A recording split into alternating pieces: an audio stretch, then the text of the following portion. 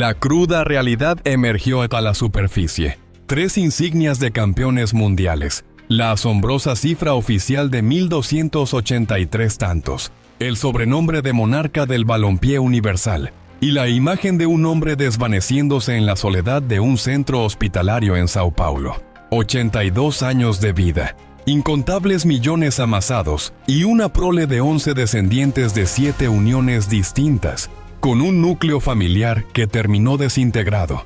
Esta es la antítesis del relato idílico que la mayoría conoce. Edson Arantes do Nascimento, a quien el orbe entero veneraba como Pelé, no fue simplemente el futbolista más dotado de todos los tiempos. Fue, de hecho, el pionero entre los esclavos acaudalados del fútbol contemporáneo. La saga de su vida, los acontecimientos que moldearon su existencia a lo largo de 6 décadas, desnudan las profundas fallas estructurales que aún aquejan a este deporte global. A lo largo de los instantes venideros, que abarcarán aproximadamente 70 minutos de revelaciones, desvelaremos 4 verdades ineludibles que con gran probabilidad jamás te han sido confidenciadas, y de las cuales te advertiremos el momento de su aparición. La primera de estas revelaciones se centra en la manera en que el gobierno brasileño lo transformó en una posesión nacional, una especie de bien inalienable. Existió una legislación específica, un edicto gubernamental y documentos irrefutables que testifican cómo le fue arrebatada la potestad de decidir sobre su propia existencia y trayectoria. La segunda se adentra en la conmovedora historia de una hija, a quien él negó durante 3 decenios, un episodio corroborado por expedientes judiciales, fehacientes pruebas de ADN y un instante decisivo en el que su reputación pública prevaleció sobre el vínculo sanguíneo más elemental. La tercera desentraña un pacto enigmático establecido con la junta militar que gobernó Brasil, detallando las transacciones que realizó a cambio de beneficios económicos y salvaguarda. Nos interrogaremos sobre el silencio ensordecedor de un ícono, mientras sus propios conciudadanos eran víctimas de represión y atrocidades. Y la cuarta, la más numérica y controvertida, abordará la falsedad en torno a la mítica cifra de sus 1000 goles, exponiendo las estadísticas auténticas y la verdad que la Federación Internacional de Fútbol Asociado, la FIFA, mantuvo oculta por medio siglo. Si esta inmersión en la historia de una figura tan trascendental te está cautivando y te invita a una reflexión más profunda sobre los matices de la grandeza y la humanidad, te animamos a unirte a nuestra comunidad. Considera suscribirte al canal para no perderte futuras exploraciones de estas narrativas que redefinen nuestra percepción de la realidad y de quienes consideramos ídolos, revelando capas ocultas de sus legados. Te instamos, por tanto, a no apartarte antes de concluir esta crónica, pues al hacerlo, te privarías de la esencia de todo lo expuesto. La verdadera razón detrás de la necesidad imperiosa del hombre, más grandioso en la historia del fútbol, de recurrir a la mentira para sentirse amado y aceptado. Aquella búsqueda insaciable de afecto y reconocimiento, construida sobre cimientos de verdades a medias y silencios cómplices. ¿Cuáles fueron sus auténticos costos personales y sus irreparables consecuencias en el tapiz de su existencia y la de quienes lo rodearon? Fue el 23 de octubre de 1940, en Tres Corazones, un recóndito caserío de Minas Gerais, Brasil, donde la existencia transcurría al margen de la modernidad. La electricidad era un lujo inimaginable, el agua se extraía manualmente de pozos profundos, y la indigencia no era una circunstancia fortuita, sino la verdad única e inalterable que definía cada amanecer. En ese entorno de privación extrema vino al mundo Edson Arantes do Nascimento. Su progenitor, Dondinho, había albergado sueños de gloria futbolística, militando en escuadras de categorías inferiores, donde el sustento apenas si cubría las mínimas necesidades. Una inoportuna lesión en la rodilla cercenó abruptamente su trayectoria antes de que pudiera desplegar su verdadero potencial.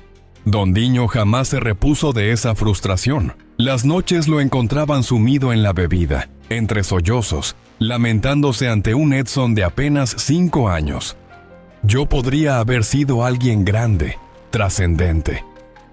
El pequeño, testigo silente de la desolación paterna, solo observaba, incapaz de articular palabra, pero absorbiendo cada lamento. La figura matriarcal, Celeste, madre de Pelé, encarnaba la resiliencia. Dedicaba su vida a las extenuantes jornadas de limpieza en los hogares de las familias pudientes, laborando entre 12 y 14 horas diarias. Regresaba al humilde hogar con las manos ásperas y agrietadas, los pies dolorosamente hinchados y la espalda quebrada por el esfuerzo.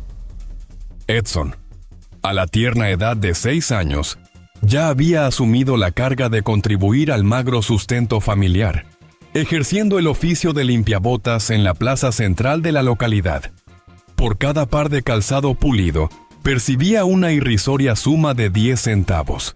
Su jornada se prolongaba hasta que la oscuridad de la noche lo envolvía, momento en que regresaba con sus modestas ganancias.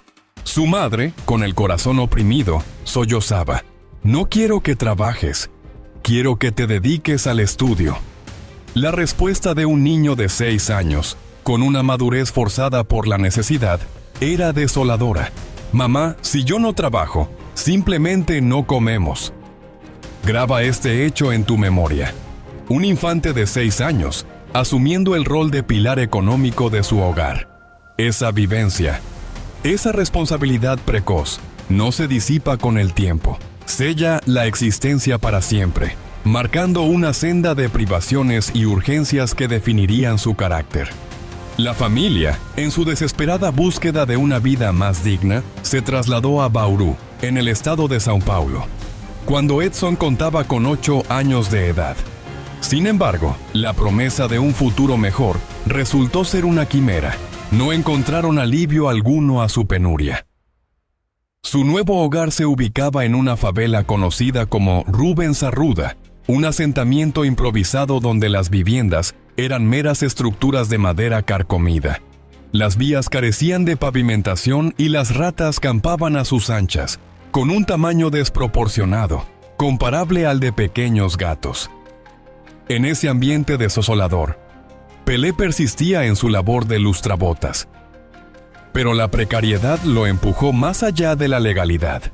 Sí, se vio compelido a robar para subsistir. Alimentos del mercado, frutas frescas, pan, cualquier cosa que pudiera ocultar en sus bolsillos sin ser descubierto. Si me sorprendían, mi madre me reprendía con dureza, confesaría años más tarde. Pero si no llevaba algo a casa, mis hermanos padecían hambre. Prefería el castigo físico a verlos sufrir. A sus 9 años, Pelé, con una visión que trascendía su edad, fundó un equipo de fútbol con otros niños de la favela. La falta de recursos era palpable. No poseían un balón reglamentario y debían recurrir a medias rellenas de papel para simularlo. No tenían calzado y jugaban descalzos. Bautizaron a su escuadra con el nombre 7 de septiembre, en conmemoración de la fecha de la independencia brasileña. El niño que lustraba zapatos y hurtaba alimentos ya había comprendido una verdad ineludible. El fútbol no era un mero pasatiempo, sino la única vía posible para escapar de la opresión de su realidad. Si encuentras este análisis del precio de la fama y la compleja humanidad detrás del ídolo estimulante, y deseas profundizar en más historias como esta, te invitamos de corazón a que consideres suscribirte a nuestro canal. Tu apoyo nos permite seguir desenterrando estas narrativas que dan contexto a las vidas de figuras legendarias. Para aquel muchacho, el balompié no representaba un mero entretenimiento, era una crucial herramienta de supervivencia. Cuando contaba con 11 años, un sagaz ojeador y ex internacional brasileño, Waldemar de Brito, divisó en él una chispa innegable. De Brito, un hombre que no solo entendía el deporte, sino que también poseía un don innato para identificar el talento, exclamó a Don Diño con una convicción férrea: «Este joven está destinado a ser el mejor futbolista del mundo. Permítame llevarlo a Santos». Santos, el afamado club, se encontraba a una considerable distancia de 400 kilómetros de Bauru.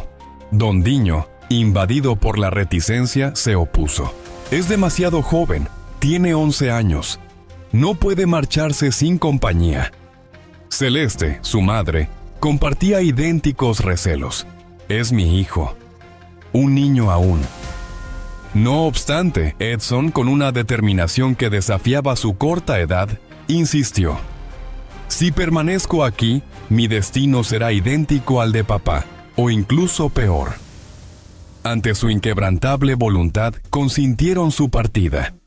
Así, con apenas 11 años, se encontró solo en una metrópoli desconocida, pernoctando en una pensión humilde, flanqueado por compañeros de equipo que fácilmente le doblaban la edad. La primera noche estuvo marcada por el llanto, la segunda también, pero para la tercera, las lágrimas habían cesado, reemplazadas por una fría resolución. Aprendí una lección fundamental esa semana, revelaría Edson en retrospectiva, años más tarde. O te forjas una fortaleza inquebrantable, o sucumbes y te destruyen. No existe un punto medio.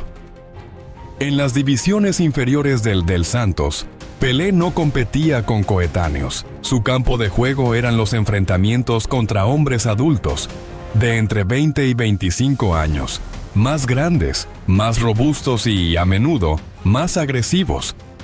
Era objeto de patadas implacables y de insultos denigrantes. «Regresa a tu favela, negro», le espetaban. En el Brasil de los años 50, el racismo no se disimulaba, se proclamaba a viva voz. Se institucionalizaba, se normalizaba hasta el punto de ser una parte inherente de la interacción social. Edson, inmerso en este entorno hostil, aprendió a silenciar su voz, a inclinar la cabeza, a abstenerse de responder. Si reaccionaba me expulsarían, confesó. Y si me echaban, mi única alternativa sería regresar a lustrar zapatos. Preferí el silencio. Aquella mudez impuesta, ese temor constante y la imperiosa necesidad de ser aceptado, serían los pilares que forjarían y determinarían el curso de su vida venidera, marcando su existencia de forma indeleble. A los 15 años, en el año 1956, Pelé realizó su debut en el primer equipo del Santos. Fue en un encuentro contra una escuadra de menor calibre. Ingresó al terreno de juego durante la segunda mitad. Su primer contacto con el balón fue un control impecable, ejecutado con el pecho. El segundo, una finta magistral que dejó a dos defensores descolocados, tendidos en el césped. El tercer toque culminó en un gol que desató una euforia incontenible en el estadio. 4 anotaciones registró en aquel partido. 4. Los cronistas deportivos, extasiados, se preguntaban con asombro: ¿quién es este prodigio? ¿De dónde ha surgido? Al año siguiente, con solo 16 años, Pelé ya se había erigido como el máximo goleador del campeonato paulista. Con 36 tantos en 29 encuentros. Los clubes europeos, entre ellos el Real Madrid, el Barcelona y la Juventus, comenzaron a sondear su fichaje con ofertas que, para la época, representaban sumas exorbitantes.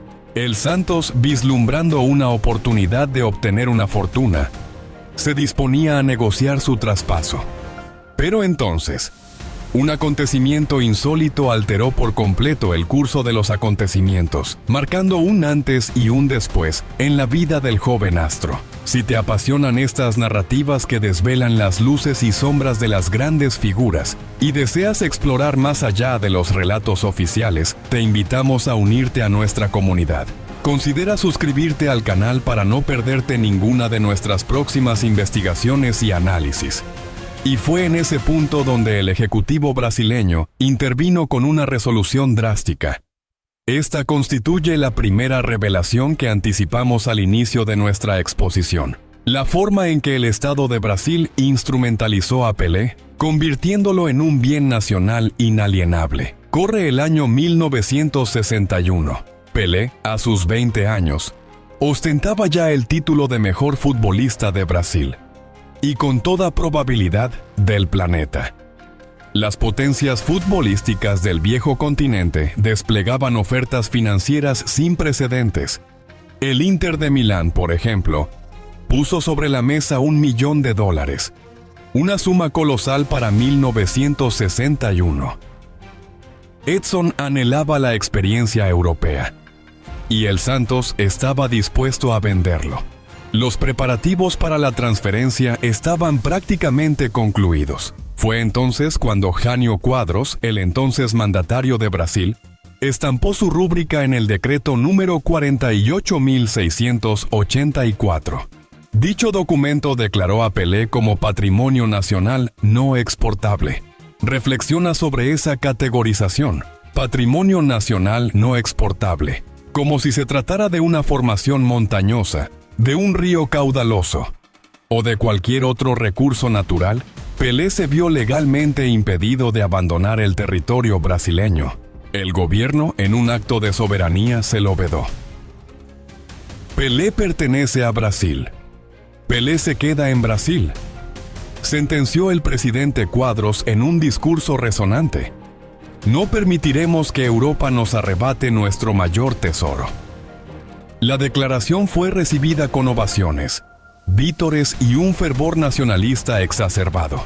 Nadie se atrevió a inquirir la opinión de Genegenton de Pelé, a preguntarle si deseaba permanecer, ni a ofrecerle la más mínima alternativa.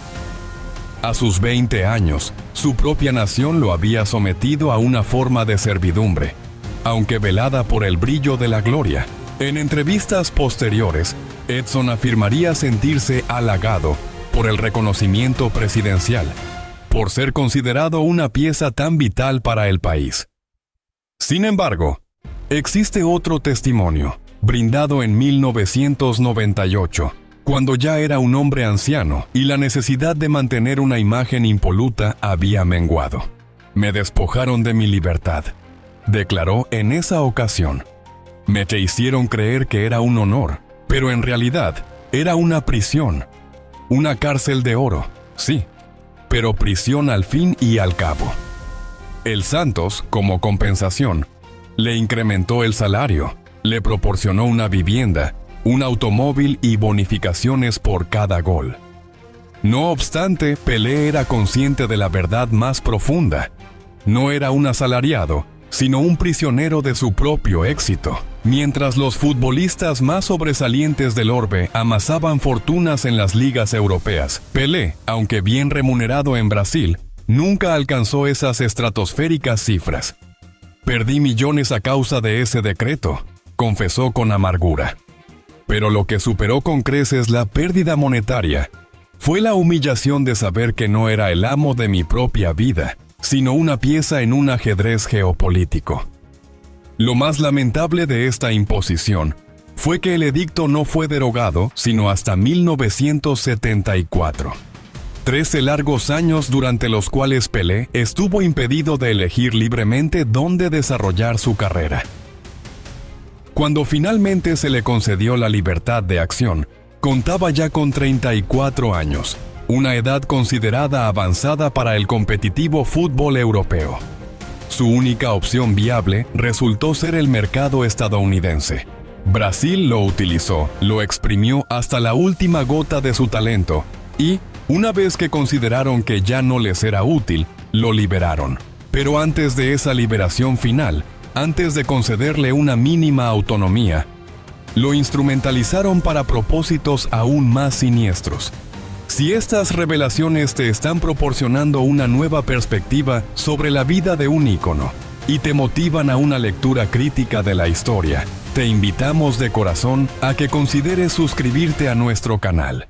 Así, podrás acompañarnos en futuros análisis que desentrañan las complejas realidades detrás de los mitos. En 1958, en los campos de Suecia, se disputaba la Copa del Mundo. Pelé, con 17 años, presenciaba cómo la nación brasileña, a pesar de su innegable talento futbolístico, jamás había logrado alzar el ansiado trofeo. Habían rozado la gloria en finales anteriores, pero la victoria se les escapaba sistemáticamente. La presión mediática y popular era sofocante. Si no conquistamos el Mundial, Seremos juzgados como un fracaso rotundo, clamaban los periodistas. Si no ganamos, Brasil no vale nada. Inicialmente se consideraba que Pelé era demasiado joven e inexperto para participar. Sin embargo, en el tercer encuentro, frente a la selección de Rusia, se le concedieron 15 minutos en el terreno de juego, a modo de experimento. En ese breve lapso, anotó un gol, orquestó un pase magistral y ejecutó 2 regates que parecían desafiar las leyes de la física. El seleccionador, Vicente Feola, optó por un riesgo calculado, incluyéndolo en el 11 titular para las semifinales. Contra Francia, el marcador final fue de 5-2, con Pelé contribuyendo con 3 goles decisivos. Con tan solo 17 años, su actuación era portentosa. La gran final contra Suecia se saldó con un idéntico resultado de 5-2. Pelé rubricó 2 tantos, el segundo de los cuales fue una auténtica obra de arte. Un control exquisito con el pecho, un sombrero audaz sobre el defensor y una volea imparable al ángulo. Brasil se coronó campeón mundial. La imagen de Pelé, un adolescente llorando de emoción en el centro del campo, se grabó en la retina del mundo. Se convirtió en el futbolista más joven en conquistar una Copa del Mundo y en anotar en una final. Su regreso a Brasil fue el de un dios viviente. Desfiles triunfales, elogios interminables y una recepción presidencial en el palacio. «Eres el orgullo de Brasil», le vitoreaban, «nuestro héroe». Y Pelé, por un lapso, asimiló esa identidad. Si estas crónicas te están revelando aspectos inesperados de la historia y te invitan a una reflexión crítica, te animamos de corazón a que consideres suscribirte a nuestro canal. Así, fortalecerás nuestra comunidad y nos permitirás seguir compartiendo narrativas que desafían la visión convencional. 4 años más tarde, en 1962, la Copa del Mundo en Chile marcó su segunda incursión en la máxima competición. En el partido inaugural contra México, Pelé sufrió una lesión muscular que lo apartó del resto del torneo. Brasil, sorprendentemente, se adjudicó el título sin su concurso, siendo Garrincha su compañero de equipo, la estrella indiscutible. La reacción de Pelé fue compleja. Experimentó alivio, sí, pero también una punzada de celos. Aunque nunca lo verbalizó de manera explícita, se gestó un episodio singular, apenas perceptible para la mayoría. Cuando Brasil se alzó con el trofeo, Pelé no se unió a las celebraciones en el campo. Permaneció en solitario en el vestuario. «No contribuí en nada para ganar este mundial», le confió a un periodista que lo encontró allí. «No me siento digno de festejar». Esta faceta de Edson, su perfeccionismo casi patológico y la imperiosa necesidad de ser siempre la figura central, el artífice principal, es lo que muchos aún no logran comprender plenamente. Para él, si no era el protagonista absoluto, carecía de todo valor, no era nada. En 1966, la Copa del Mundo de Inglaterra lo encontró en la cima de su carrera, considerado el mejor del orbe, con 2 mundiales ganados y un Santos que dominaba Sudamérica a base de una avalancha de goles. Sin embargo, el primer encuentro contra Bulgaria se tornó una auténtica cacería. Fue objeto de patadas incesantes, culminando en una entrada criminal que le fracturó la pierna. Sorprendentemente, ningún rival fue expulsado. Pelé intentó persistir en el juego, pero fue inútil. Abandonó el campo cojeando. Lágrimas de rabia anegando su rostro. Brasil, por vez primera en su historia, quedó eliminado en la fase inicial. Edson regresó a su país sumido en la desolación. «No volveré a jugar en mundiales», sentenció. «No merece la pena. Me van a exterminar a patadas». La prensa implacable lo fustigó. «Cobarde traidor. No eres el rey de nada». Pelé se recluyó en su hogar por varios meses, aislado, sin interactuar con nadie, sin salir, apenas ingiriendo alimento. «Consideré el suicidio», confesó en una entrevista concedida en 2012: "No veía escapatoria, todos me aborrecían, pero algo o alguien acudió en su auxilio, en un giro del destino que marcaría el inicio de un capítulo aún más controvertido". El gobierno militar de Brasil, con su férrea mano en el poder, estableció un pacto con el ícono, una alianza que le brindaría la salvación personal en un momento de profunda crisis. Esta es la segunda revelación que te prometimos al iniciar este viaje: el acuerdo encubierto entre Pelé y la dictadura militar. En 1964, un golpe de Estado sumió a Brasil en una era oscura. Los militares asumieron el control, imponiendo la censura, la tortura y las desapariciones forzadas. La democracia fue desmantelada, reemplazada por un régimen autoritario. Artistas y músicos alzaron su voz en protesta. Sus canciones se convirtieron en himnos de resistencia, y los escritores denunciaron sin temor las atrocidades. Pelé, en contraste, mantuvo un silencio absoluto. Ni una palabra, ni la más mínima crítica, ni siquiera un gesto de disconformidad. El fútbol y la política son esferas separadas, declaraba cuando era inquirido al respecto. Yo me limito a jugar. No emito opiniones sobre estos asuntos. Pero la verdad distaba mucho de esa afirmación. Si te sientes conmovido por el impacto de los sistemas políticos en la vida de los personajes públicos y deseas entender más a fondo estas interconexiones, te invitamos de corazón a suscribirte a nuestro canal. Al unirte, contribuirás a que podamos seguir ofreciendo análisis críticos y profundos. Existía, en efecto, un entendimiento tácito entre Pelé y el estamento militar. Un convenio no plasmado en documentos oficiales, pero absolutamente real en sus implicaciones. Las Fuerzas Armadas le ofrecían protección, le proveían de capital, le aseguraban lucrativos acuerdos publicitarios y le franqueaban puertas en diversos ámbitos. A cambio, Edson se erigía en la imagen sonriente y complaciente de Brasil, la viva encarnación del orgullo patrio, la prueba fehaciente de que, bajo el régimen, todo marchaba sobre ruedas. El mensaje implícito era: mientras Pelé continúe jugando, Brasil prospera. Una premisa que él adoptó sin objeciones.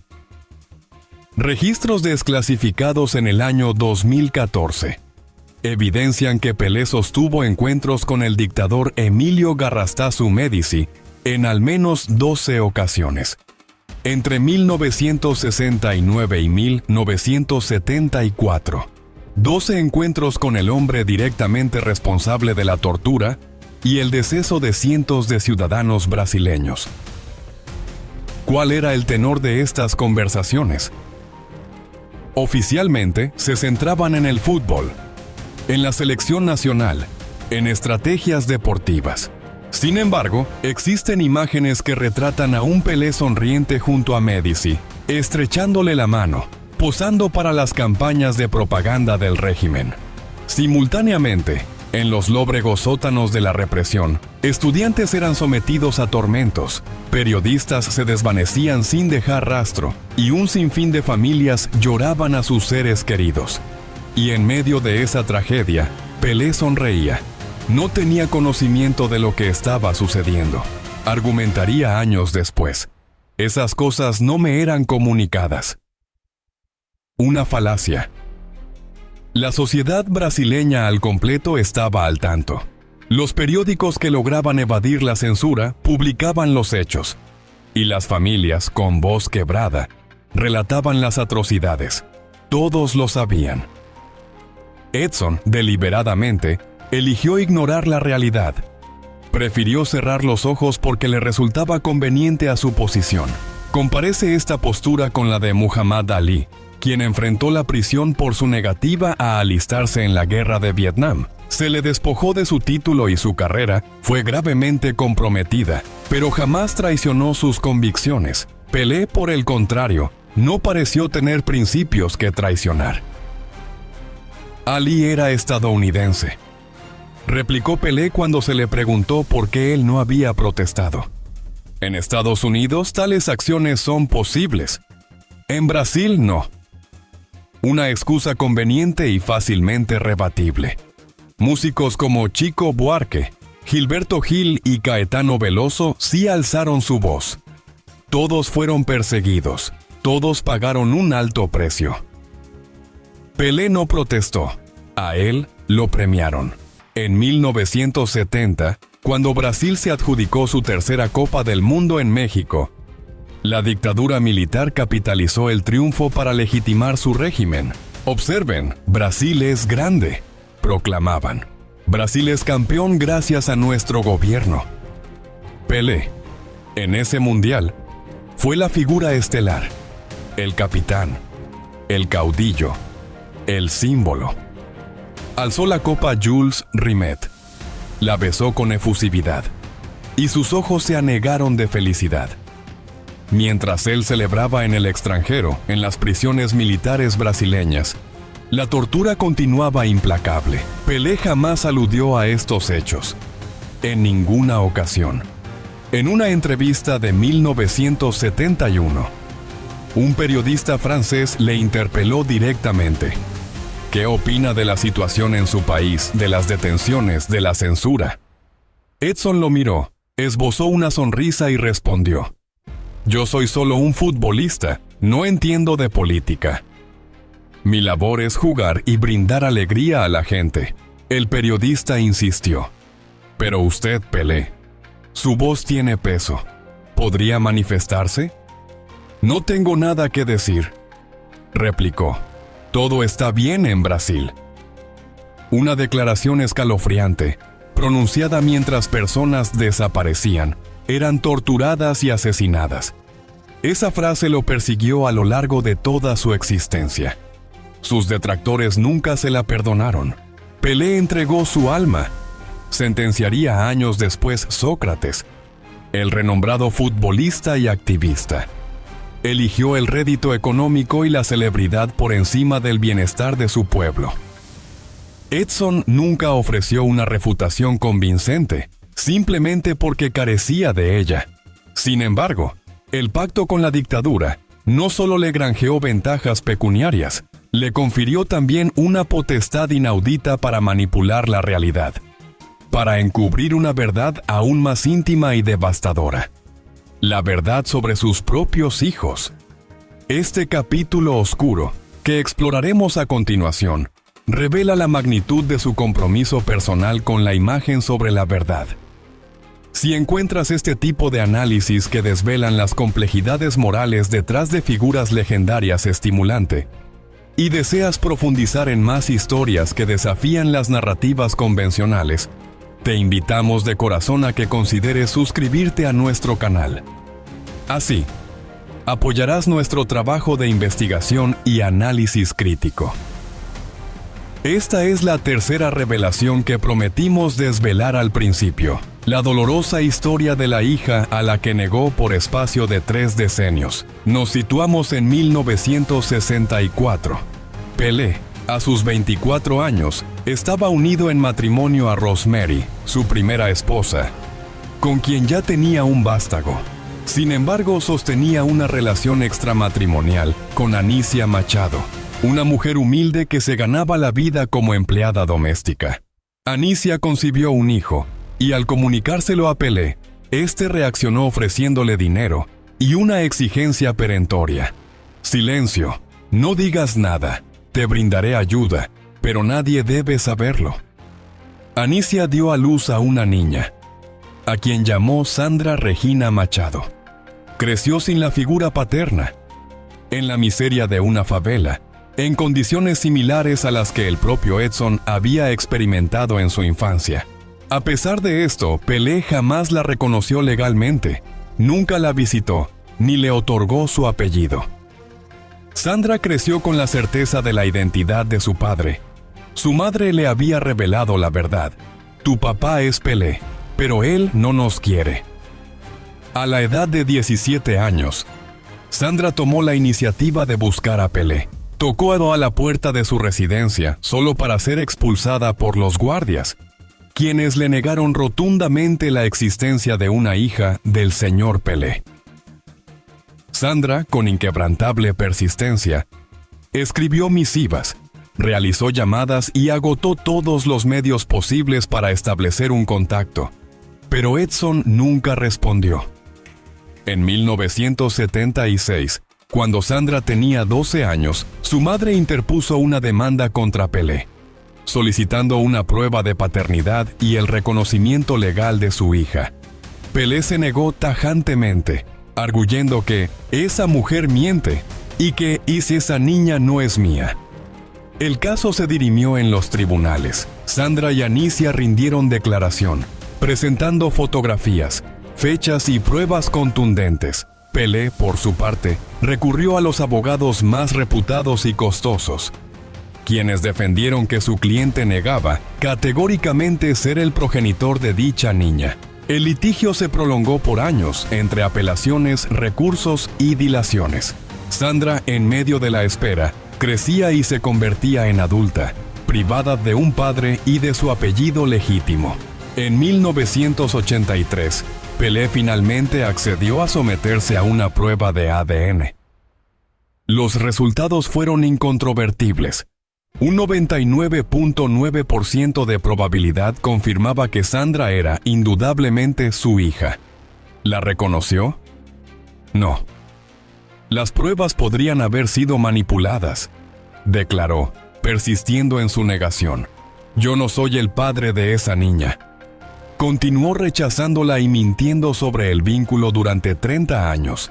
Sandra se casó, formó su propia familia y tuvo hijos, envejeciendo sin el reconocimiento paterno. En 1991, un magistrado brasileño dictó sentencia a favor de Sandra, ordenando a Pelé que la reconociera legalmente. Pelé apeló, pero su recurso fue desestimado. Finalmente, en 1996, 32 años después del nacimiento de Sandra, Pelé fue coaccionado por la ley a reconocerla como su hija, no por su voluntad, sino por la imposición judicial. ¿La buscó después de esto? No. ¿Le pidió perdón? Tampoco. Intentó entablar una relación. Negativo. Sandra falleció en 2006, a los 42 años, víctima de cáncer. Pelé no asistió a su funeral. En su lugar envió flores acompañadas de una tarjeta con el escueto mensaje: mis condolencias, para su propia hija. Los hijos de Sandra, nietos de Pelé, le suplicaron su presencia. Por favor, era tu hija. Aunque no la reconocieras en vida, hazlo ahora. Edson no acudió. No deseo hablar de eso, comunicó a la prensa. Es un asunto privado. Su hija fallecida, sus nietos huérfanos, considerados un asunto privado. Pero Sandra no fue la única. Su historia se inscribe en un patrón más amplio de paternidades no reconocidas. Pelé engendró hijos con al menos 7 mujeres distintas. A algunos los reconoció, a otros no. En total, 11 descendientes.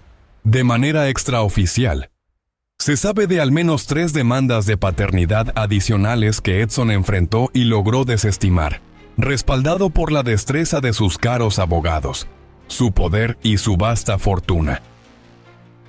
Pelé coleccionaba mujeres como si fueran trofeos, afirmó un periodista brasileño que siguió su trayectoria durante décadas, y una vez que quedaban embarazadas las desechaba.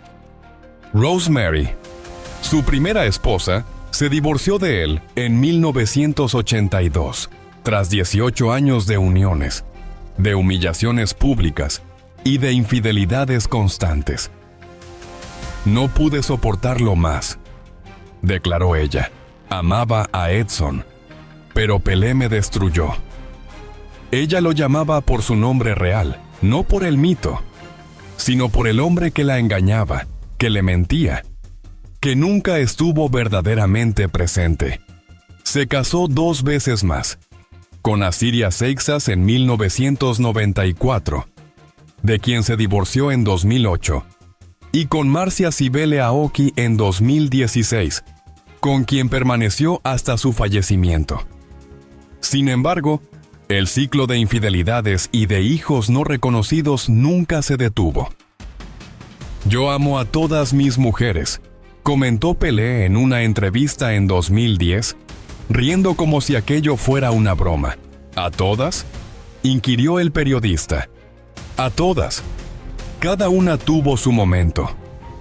Su momento como objetos, como posesiones temporales. Esa era la esencia de Pelé. El rey, el mito, el embustero, el imperio de las mentiras. Si la exploración de la compleja dualidad entre la persona pública y la privada de figuras icónicas te resulta fascinante y te invita a una reflexión sobre el verdadero costo de la fama, te invitamos de corazón a que consideres suscribirte a nuestro canal. Al hacerlo, nos ayudarás a continuar desvelando estas narrativas profundas y a construir una comunidad de pensamiento crítico. Aquí llegamos a la cuarta y última revelación prometida. El porqué de su engaño sobre la cifra de 1000 goles. La estadística de 1283 tantos es la que resuena, impresa en cada registro oficial. Más que cualquier otro futbolista, el rey, el máximo artillero. Sin embargo, esta cifra esconde una distorsión. Cerca de 400 de esos goles no fueron anotados en contiendas oficiales, sino en amistosos, exhibiciones o duelos contra equipos amateur, militares o de fábrica que no deberían contabilizarse. El número auténtico de goles oficiales de Pelé, aquellos que verdaderamente tienen validez competitiva, asciende a 657. Una cifra, por supuesto, sigue siendo impresionante y extraordinaria, pero dista mucho de la pregonada. ¿Por qué recurrió a la mentira? Porque su existencia entera se forjó en la necesidad de ser el mejor, en todo momento y sin discusión. Cuando astros como Romario, Messi o Cristiano Ronaldo se acercaban a sus récords, Pelé sentenciaba su superioridad, siempre con excusas y justificaciones para prevalecer. Un pormenorizado informe de 2011 de la Federación Internacional de Historia y Estadística del Fútbol examinó meticulosamente cada uno de sus goles. La conclusión fue categórica: 657 goles oficiales. El resto, amistosos sin valor competitivo. Pelé, sin embargo, jamás aceptó estos hallazgos. Todos mis goles cuentan, insistió, pues prefería la mentira a una verdad que menoscababa su imagen. Y para él, ser menos grande era inconcebible. Durante décadas, la FIFA respaldó y oficializó la cifra de 1283 goles de Pelé, inscribiéndola en todos sus registros. ¿La razón? Edson era su producto estrella, su leyenda inmaculada, su más valiosa carta de presentación. Si la imagen de Pelé se resquebrajaba, la FIFA vería mermado su propio prestigio. Así, colaboraron en esta construcción fabulada durante 50 años. No fue sino hasta 2020, cuando Cristiano Ronaldo superó los 800 goles oficiales, que la FIFA se vio obligada a una tímida aclaración. Los números de Pelé incluyen partidos amistosos, mientras que los de Cristiano corresponden exclusivamente a encuentros oficiales. Esta distinción crucial se publicó en letra pequeña, en una nota a pie de página, donde pocos la leerían. Pelé jamás emitió comentario alguno sobre esta rectificación, ni admitió la falsedad. Murió en 2022. Aferrado a su afirmación de haber marcado 1283 goles. Murió mintiendo. Si la disección de la verdad detrás de las figuras que nos fascinan te resulta reveladora y deseas continuar explorando estos análisis que desafían lo convencional, te invitamos de corazón a suscribirte a nuestro canal. Tu apoyo es fundamental para seguir compartiendo estas historias. Pelé expiró el 29 de diciembre de 2022. Pero Edson, el hombre detrás del mito, había fallecido mucho antes, eclipsado por su propia invención. Esta es la cruda verdad que rara vez se cuenta. El monarca del balompié fue el primer esclavo acaudalado del deporte moderno, un prisionero de su propia magnificencia mediática. Lo conquistó absolutamente todo en el campo. Sí, pero en ese proceso, extravió lo más trascendental, su auténtica identidad y la paz interior.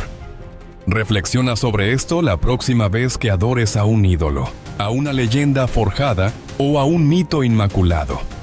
¿Qué sacrificio real se esconde tras su ascenso a la cúspide? Y verdaderamente valió la pena el alto precio de su humanidad.